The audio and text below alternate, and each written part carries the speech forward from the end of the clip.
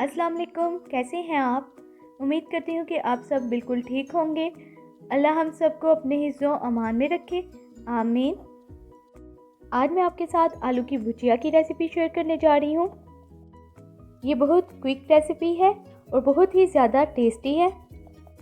इसे बनाने के लिए हमें चाहिए हाफ़ kg आलू, जो हमने इस तरह से कट कर लिए इसे छोटे स्लाइसेस में। टमाटर हमें चाहिए 5 से 6 अदद दरमियाने साइज़ के, और हरी मिर्चें 5 से 6 अदद, अदरक का टुकड़ा 2 इंच का। सबसे पहले हम कढ़ाई में 1/4 कप ऑयल डालेंगे और फिर हम इसमें आलू डाल देंगे।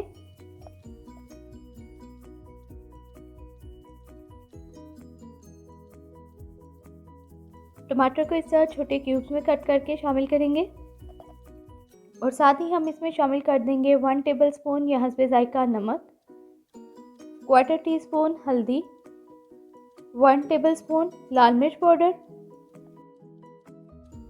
इन सब चीज़ों को मिक्स कर लेंगे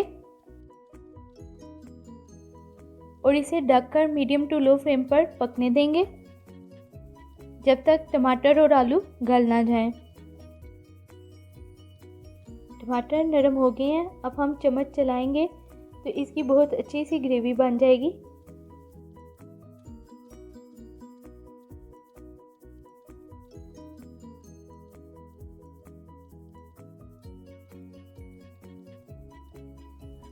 आलू हमारे गल गए हैं। अब हम इसमें हरी मिर्चें और अदरक डालेंगे और मिक्स करके 1 से 2 मिनट के लिए दम पे रख देंगे। ये बहुत ही इजी रेसिपी है। आपने देखा ये कितनी आसानी से बन गई है। लास्ट में इस पे हरा धनिया डालें और सर्व कर दें।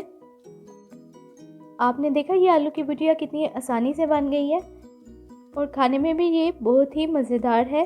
उम्मीद करती हूँ आपको मेरी ये रेसिपी पसंद आई होगी। अगर आपको मेरी रेसिपी पसंद आई है तो मेरे चैनल को सब्सक्राइब करें, वीडियोस को लाइक और शेयर करें। मुझे अपनी दुआ में याद रखिएगा। Thanks for watching. अल्लाह हाफिज़।